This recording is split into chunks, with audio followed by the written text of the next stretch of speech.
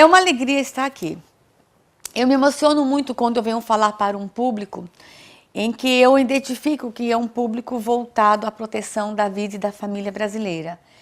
Me emociono e ao mesmo tempo eu me preocupo, porque enquanto vocês estão aí investindo tanto na proteção e na defesa da família, há pessoas dizendo que vocês não são normais. Estão falando muito mais, não só apenas que vocês não são normais, vão além. Estão dizendo que vocês têm que ser destruídos, que vocês precisam ser eliminados. Talvez alguns comecem aqui a falar agora, não, a senhora está exagerando, as pessoas não vão tão longe, vão sim. E infelizmente quem está dizendo que a família brasileira tem que ser destruída não é um grupo qualquer. Infelizmente isso nós encontramos num decreto presidencial. Está sobre nós, está em vigor nesta nação, está em plena execução um decreto presidencial que diz que a família brasileira tem que ser destruída. Acho que eu estou exagerando? Vou mostrar para vocês. O decreto presidencial do que eu me refiro é o 7.037/2009. E aqui vem minha primeira dica. Um decreto presidencial que foi escrito no dia 21 de dezembro de 2009. Olha a data que ele foi escrita. Vésperas de Natal, vésperas de Ano Novo, quando a família estava toda preocupada e com os olhares voltados para as festas natalinas, festas de finais de ano, quando os grupos religiosos estavam todos organizando as suas festas, o Brasil é surpreendido com uma brincadeira dessa. Mas o que esse decreto diz com relação à família? Vou mostrar para vocês. Decreto presidencial 7.037/2009 diz o seguinte, no objetivo estratégico 5, na ação programática D, está dizendo o seguinte, desconstrução da heteronormatividade. Vamos ler de novo? Desconstrução da heteronormatividade. Deixa eu traduzir. Destruição da heteronormatividade. Deixa eu falar mais claro. Destruição da família tradicional. Nós nunca podíamos imaginar que nós teríamos sobre essa nação um decreto presidencial que está regulamentando, influenciando e norteando todas as leis novas que surgiram a partir de 2009 e todas as políticas públicas em execução hoje. Sempre soubemos que este país tem uma influência enorme da teoria da desconstrução. Nós sempre soubemos que as legislações nos últimos anos que estavam sendo construídas, elas tinham uma influência do movimento de desconstrução, a teoria queer, mas nunca usaram de uma forma tão clara. As coisas aconteciam de uma forma meio camuflada, muito discreta, mas tiveram a ousadia, foram longe demais em usar a palavra desconstrução. Não conhecemos em nenhum outro país do mundo que se use a palavra desconstrução como foi usada aqui num decreto presidencial. E está lá, desconstrução da heteronormatividade. Eu até ficaria quieta, não aceitaria, mas me conformaria se tivesse escrito ali a construção da homonormatividade. Mas eles querem muito mais que construir no Brasil a homonormatividade. Eles querem pior, querem destruir a heteronormatividade. Isso me preocupa muito. Mas eu gostaria que logo esta nação tivesse um outro decreto presidencial. Sou cristã, sou pastora e o meu livro de regra e fé é a palavra de Deus, é a Bíblia. E lá na Bíblia eu encontro um versículo, lá no livro de Daniel, que quando Daniel saiu da cova dos leões, uma das mais lindas da história da humanidade, quando ele saiu da cova dos leões, o rei Dario escreveu um dos mais lindos decretos da humanidade, em que ele diz o seguinte, que todos os povos do meu reino tremam e temam diante do Deus de Daniel. Meu sonho como pastora, meu sonho como mãe, meu sonho como educadora, é que logo, logo nós tenhamos um outro decreto presidencial nesta nação, que não fale que é para se destruir a família brasileira. Meu sonho é que logo nós tenhamos um decreto presidencial que diga o seguinte, que todos os povos nessa nação chamada Brasil, que todos os povos desse país se levantem, e são muitos povos, contando com os tradicionais, nós temos mais de 220 povos nessa nação, que todos os povos se levantem em amor e em defesa à família brasileira. Sonho. Podemos chegar a isso? Podemos. E é uma esperança, e nós estamos lutando por isso. O que me move a andar pelo país inteiro, nos últimos anos, nos últimos meses, e o que me faz ir a igrejas, a universidades, comunidades, é um outro versículo que está na Bíblia, que está lá no livro de Provérbios, no capítulo 31, versículo 8. abre a tua boca em favor do mudo, em favor dos que não podem se defender. Esse versículo diz mais, em outras versões, erga a tua voz em favor daqueles que não falam, daqueles que não podem falar. E eu ergo a minha voz nesse momento, eu obedeço uma ordem, dizendo o seguinte: temos que nos levantar em defesa da família. Mas é só a família brasileira que corre risco aqui no Brasil? Não. A vida humana também está correndo risco. E mais, a liberdade religiosa também corre risco aqui no Brasil. Eu sou assessora jurídica lá no Congresso Nacional. Eu sou assessora jurídica de uma frente parlamentar que cuida das demandas que referem-se à vida. Tenho a honra de estar trabalhando e de ser assessora jurídica de um dos parlamentares que mais atuam na defesa da vida e da família, o deputado Harold de Oliveira. E no dia a dia nós fazemos um monitoramento de tudo que está acontecendo no Congresso Nacional.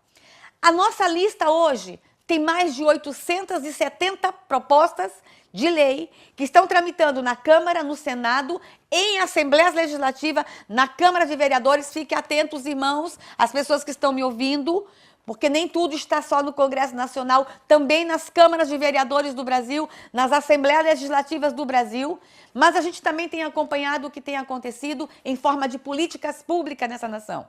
Eu podia trazer aqui hoje uma lista com mais de 870 propostas. Vocês iam ficar impressionados com o que eu tenho, mas eu vou trazer apenas um projeto de lei. Eu podia trazer os outros 870, mas eu vou falar para vocês de apenas um projeto de lei que está tramitando hoje no Congresso Nacional, que afeta diretamente a vida humana, a família, a igreja, a liberdade religiosa e as liberdades fundamentais, as liberdades individuais nessa nação. Vou dizer para vocês, que projeto de lei é esse? Aonde ele está? Nós já temos um decreto presidencial. Nós já temos aqui um decreto que está em vigor, que nos preocupa, um decreto que tem nos colocado em situações delicadas nessa nação. Mas eu vou dizer agora para vocês de uma proposta que está lá tramitando no Senado Federal. Que proposta é essa? Eu quero dizer para vocês do projeto de lei 236/2012. Que projeto é esse? Reforma do Código Penal Brasileiro. Já ouviram falar sobre isso? Com certeza todos vocês já ouviram falar sobre isso.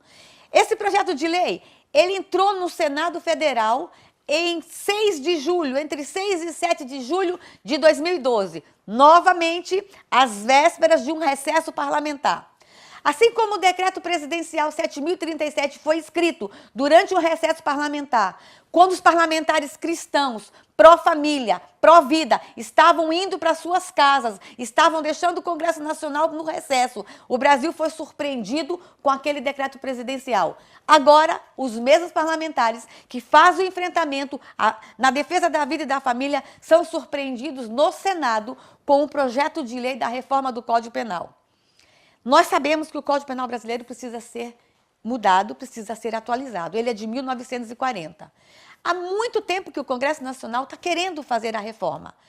Mas eles não tomaram a iniciativa, porque sabiam que iam pegar e iam tocar em pontos muito polêmicos. Mas o que eles fizeram agora nessa legislatura? Sob a influência do Plano Nacional de Direitos Humanos, do Decreto Presidencial 7.037, vamos reformar o Código Penal. E passou-se para a sociedade brasileira a ideia de que havia necessidade de reformar urgente para acabar com o crime no Brasil. Vai aqui uma dica. Não é criando mais leis penais que nós vamos acabar com o crime no Brasil, não. Não é criando novas leis penais ou aumentando penas que nós vamos acabar com o crime no Brasil. Nós sabemos que nós só vamos acabar com o crime no Brasil quando nós tivermos políticas públicas sérias. Nós vamos acabar com o crime no Brasil quando os nossos jovens tiverem acesso ao mercado de trabalho. Nós vamos acabar com o crime no Brasil quando nós tivermos educação de qualidade nessa nação, quando todos tiverem acesso à saúde. Mas nós vamos acabar com o crime no Brasil também quando os corruptos deixarem de roubar a verba pública, da segurança pública e encaminhar para verdadeiras políticas de segurança pública. Assim nós vamos acabar com o crime e com a violência no Brasil. Mas o Senado disse que nós tínhamos que aprovar urgente para acabar com o crime no Brasil. Entendemos necessário reformar o Código Penal, mas sabemos que ele não vai ser a única solução. E aí a gente começou a ver toda uma movimentação de que tinha que se aprovar correndo. Aí no dia 6 de julho, os juristas escreveram uma proposta para a reforma do Código Penal. Não foram os senadores que escreveram, não. Deixa eu dizer para vocês. Nenhum senador teve a coragem de escrever as besteiras que eu vou mostrar para vocês. Nenhum senador teve a coragem de afrontar a vida, a família, a sociedade brasileira e a igreja da forma como eu vou mostrar a vocês. O que eles fizeram? Chamaram um grupo de juristas que foram chamados os ilustres, os notáveis. E esses ilustres notáveis eram 17 homens, depois eles ficaram num grupo com apenas 16, falar em nome da sociedade brasileira, e eles não tinham nenhum direito de falar em nome da sociedade brasileira, porque não foram eleitos para isso, não tiveram voto da população, não nos ouviram, não ouviram os grupos sociais, não ouviram os grupos religiosos, escreveram uma proposta.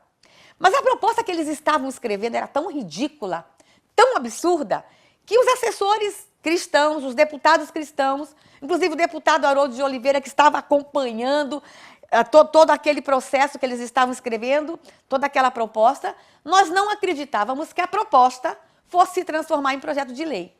Ela era tão ridícula e ela tinha tantos absurdos, vou contar só um absurdo engraçado para vocês.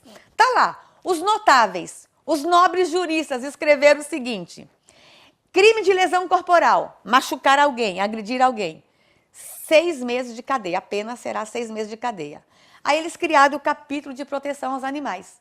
Machucar um animal, 4 anos de cadeia. Inclusive, a gente fala por aí, numa forma brincando, irônica, para vocês sentirem a realidade. Se o cachorro do seu vizinho te morder, tu bate no vizinho, porque são só 6 meses de cadeia. Porque se tu bater no cachorro, são 4 anos. Olha que absurdo! Olha como eles relativizam a vida, olha o valor que eles dão à vida humana. E aí a proposta foi apresentada para o Congresso Nacional, nós acreditávamos que o Senado não ia receber, em menos de 40 horas. Para nossa surpresa, o Senado Federal, às vésperas do recesso parlamentar, transformou aquela proposta absurda em projeto de lei 236/2012. Aí nós nos assustamos, epa, tem alguma coisa errada aqui. Aí os deputados e senadores saem do recesso e a gente ouve nos bastidores do Senado que era para aprovar isso até dezembro de 2012. Mas por que essa pressa? Não, para acabar com o crime no Brasil. Olha os argumentos. Vou dar uma dica aqui. Preste bem atenção e comece a questionar todos os argumentos e todas as justificativas que se passa para a sociedade quando querem impor alguma coisa aqui. Deixa eu dizer, vamos liberar, vamos aprovar o projeto urgente para acabar com o crime no Brasil. E depois usar um outro argumento. Vamos aprovar até dezembro,